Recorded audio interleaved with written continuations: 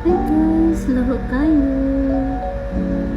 Yan, ilagay ko yan dito sa watermelon. Tap-tap ko yung, pindutin ko na yung watermelon. Okay. Yan naman, ilagay ko yan dyan. Okay, let's go. Tap-tap na sa prutas. Okay. Apple tayo.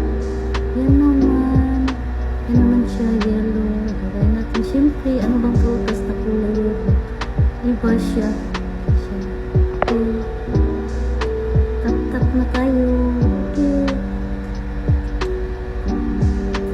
Yan naman. Lagay natin yan dito. Ay, ilagay natin yan dito. Diyan.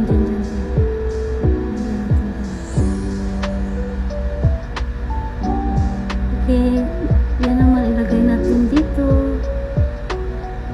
para mag-smile na siya. Okay, yan naman, syempre dito yan siya sa grapes.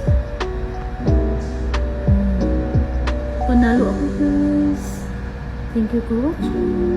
Bye.